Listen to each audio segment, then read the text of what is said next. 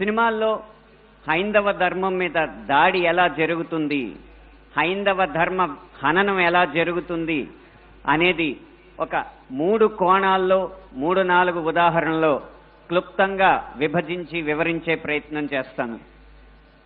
ఇక్కడ దాడి 3 కోణాల్లో జరుగుతుంది. అందులో ఒకటి కావ్యేతిహాస పురాణాలని వక్రీకరించడం, 2 తెర మీద కనిపించే పాత్రల్లో వినిపించే పాటల్లో హైందవ ధర్మాన్ని దుర్వినియోగం చేయడం, 3 తెర వెనక మా ముందు అన్యమతస్థుల ప్రవర్తన. ఈ 3 అంశాల్లో మొదటిది కావ్య పురాణేతిహాసాల వక్రీకరణ. వాల్మీకి రామాయణం, వ్యాస భారతం భారత సాహితీ వాన్మయ శరీరానికి 2 కళ్ళ లాంటివి. కానీ అదే వ్యాస భారతాన్ని, అదే వాల్మీకి రామాయణాన్ని వినోదం కోసం వక్రీకరించిన సందర్భాలు కోకొల్లలు. గత కొన్ని సంవత్సరాల ముందు వచ్చిన చిత్రాల నుంచి నిన్న మొన్న విడుదలైన కల్కి చిత్రం వరకు కూడా కర్ణుడికి పాత్రకి అనవసరంగా ఆపాదించిన గొప్పతనాన్ని చూసి ఒక సినిమా రంగానికి చెందిన వ్యక్తిగా నేను సిగ్గుపడుతున్నాను, నిర్మోహమాటంగా చెప్తున్నాను. అది కూడా ఈ కృష్ణా జిల్లా గడ్డ మీదే నిలబడి చెప్తున్నాను. అప్పటి చిత్ర దర్శకులు, ఇప్పటి చిత్ర నిర్మాతలు ఇదే జిల్లా వారికి చెందిన వారైనా సరే పొరపాటు అని మనం చెప్పకపోతే ఈ హైందవ ధర్మంలో పుట్టినట్టు కాదు, ఈ హైందవ ధర్మాన్ని ఆచరించినట్టు కాదు, హిందువుగా ప్రకటించుకోవడం వ్యర్థం అని చెప్పి ఘంటాపథంగా తెలియజేస్తున్నాను. ఇప్పుడే ఈ సభలో, ఈ గొప్ప సభలో సత్యవాణి గారిని అభినవ ద్రౌపదిగా వక్తలు అభివర్ణించారు. ఆవిడే ఒప్పుకుంటారా?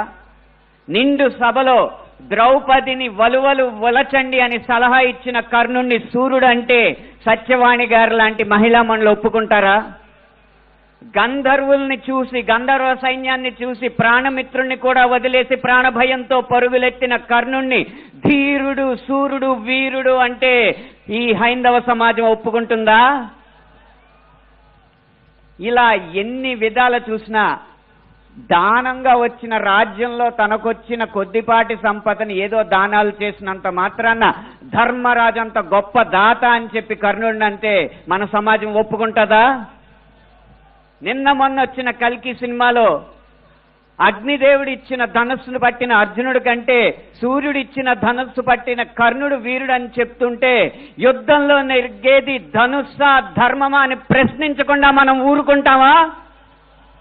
ఒక్క భారతంలోనే కాదు, వాల్మీకి రామాయణంలో రాయి ఆడదైనట్టు, రాళ్లను తేల్చి వారధైనట్టు, రాముడు లవకుశుల మధ్య యుద్ధం జరిగినట్టు, ఇలా చిత్రీకరణకు అందంగా ఉండడానికి ఎన్నో అభూత కల్పనలు, ఎన్నో వక్రీకరణలు జరుగుతుంటే ఇంకా మనం ఇలా ఊరుకుంటూ ఉంటే ఎన్ని సినిమాలు ఎలా వస్తాయి? ఒక్క వక్రీకరణే కాదు, చిత్రీకరణలో, గీతాలాపనలో ఎన్ని రకాల హననాలు జరిగినాయో మనం గమనిస్తూ ఉండాలి. మీరు కొంతకాలం క్రితం ఒక హిందీ పాట వినే ఉంటారు, దమ్మరదం మిటుజాయహం బోలో శుభశ్యాం హరే కృష్ణ హరే రామ్.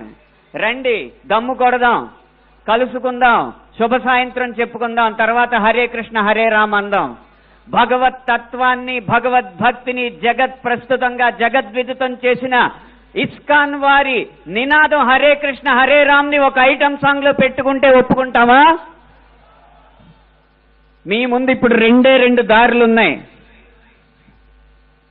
కాళీ అన్న సినిమా డాక్యుమెంటరీ పోస్టర్లో కాళికామాత సిగరెట్ కాలుస్తుంటూ ఒక పోస్టర్ వేస్తే మన ముందు 2 దారులు ఉన్నాయి. ఒకటి నిమ్మకు నీరెత్తినట్టు కూర్చోవడం, 2 నిగ్గదీసి నిలదీయడం. మీ దారి 1, 2? పీకే అన్న సినిమాలో రాయి మీద పాన్ పరాగు ఊసి అదే శివలింగం అని చెప్పి వెటకారం చేసి అన్య మతస్థుల మందిరాల్లోకి మాత్రం వెళ్లకుండా వాళ్ళు తరిమి కొట్టినట్టు తెలివిగా తప్పించుకున్నారు. అప్పుడు మన ముందు 2 దారులు ఉన్నాయి, నిమ్మకు నీరెట్టినట్టు నుంచోవడం, నిగ్గదీసి నిలదీయడం. మీ దారి 1, 2? కాస్మిక్ సెక్స్ అన్న సినిమాలో ఇంత అద్భుతమైన పీఠాధిపతుల ఆహార్యాన్ని అనుకరించి గురువులు పీఠాధిపతులు వచ్చిన శిష్యురాలతో శృంగార కార్యకలాపాలు చేస్తున్నట్టు చూపెడుతున్నారు. మీ ముందు రెండే దారులు ఉన్నాయి. ఒకటి నిమ్మకు నీరెత్తినట్టు కూర్చోవడం, రెండు నిగ్గదీసి నిలదీయడం. మీ ఆప్షన్ ఒకటా రెండా? ఎంఎఫ్ హుసేన్ లాంటి చిత్ర దర్శకుడు, చిత్రకారుడు సరస్వతి దుర్గా మాతల బొమ్మల్ని అశ్లీలంగా వేసినప్పుడు వారి కోవలోనే అక్రమ్ హుసేన్ అనే చిత్రకారుడు కృష్ణుణ్ణి బార్లో ఉంచి గోపికల్ని బికినీల్లో చిత్రించినప్పుడు మన ముందున్న దారులు రెండే రెండు. ఒకటి నిమ్మకు నీరెత్తినట్టు కూర్చోవడం, రెండు నిగ్గదీసి నిలదీయడం. మీ దారి ఒకటా రెండా? ఛత్రపతి శివాజీ తర్వాత అంత గొప్ప మరాఠా యోధుడు బాజీరావుని బాజీరావు మస్తానీగా ప్రేమ పిచ్చోడుగా చిత్రీకరించినప్పుడు మన ముందు రెండే రెండు దారులు ఉన్నాయి. ఒకటి నిమ్మకు నీరెత్తినట్టు కూర్చోవడం, రెండు నిగ్గదీసి నిలదీయడం. మీ దారి ఒకటా రెండా? ఇలా ఇన్ని విధాలుగా హననం జరుగుతుంటే ఇంకా మనం నిశ్శబ్దంగా కూర్చుంటే అది మన హైందవ సమాజానికే కళంకం అని నేను మనస్ఫూర్తిగా తెలియజేస్తున్నాను. పాటని ఎలా ఉపయోగించచ్చో, అదే హరే కృష్ణ హరే రామ్ని ఎలా ఉపయోగించచ్చో సీతారాం శాస్త్రి గారు మనకు తెలియజేశారు. హరే రామ హరే కృష్ణ కృష్ణ కృష్ణ హరే హరే. రాముణ్ణైనా కృష్ణుణ్ణైనా కీర్తిస్తూ కూర్చుంటామా? వాళ్ళేం సాధించారో కొంచెం గుర్తిద్దాం మిత్రమా. సంద్రం కూడా స్తంభించేలా మన సత్తా చూపిద్దామా. సంగ్రామంలో గీతా పాఠం తెలుపమా. ఇది పాట రాయడం అంటే, ఇది పాట ద్వారా సమాజ హితం కోరడం అంటే, ఇది పాట ద్వారా మార్పు తీసుకురావడం అంటే, ఇది పాట ద్వారా ఉత్సాహం రేకెత్తడం అంటే, ఉద్వేగం రేకెత్తడం అంటే, ఉత్తేజితుల్ని చేయడం అంటే, ఈ దారిలో మాలాంటి పాటల రచయితలు అందరూ నడవాలని నేను కోరుకుంటున్నా. ఇక ఆఖరి అంశం మాకు వ్యక్తిగతంగా జరిగేది, తెర వెనక సినిమాల్లో అన్యమతస్థులు చేసేది ఒక్క అనుభవం చెప్పి మీకు ముగిస్తాను. ఒక సినిమా పాట రాయడానికి నేను ఒక సంగీత దర్శకుడి దగ్గరికి వెళితే ఆ పాటలో బ్రహ్మాండ నాయకుడు అన్న హిందూ పదం ఉందని చెప్పి ఆ పాట చేయనన్నాడు. నువ్వు ఒక్క హిందూ పదం ఉందని చెప్పి పాట చేయనన్నావు కాబట్టి జీవితాంతం నువ్వు చేసిన ఏ పాటకి నేను రాయనని చెప్పి ప్రతిజ్ఞ చేసి 15 సంవత్సరాలుగా ఆ వ్యక్తికి నేను పాట రాయలేదు. అలాగే ఒక పక్క రాష్ట్రం సంగీత దర్శకుడు వెళ్ళగానే దర్శక నిర్మాతలతో తిరుపతి ఆలయ విధానాలని విమర్శిస్తూ ఉంటే వాళ్ళు మిన్నక కూర్చుంటారు. ఎందుకంటే వాళ్ళకి మార్కెట్ ఉంది కాబట్టి. ఇదే మనం గీత గీయాలి కింద.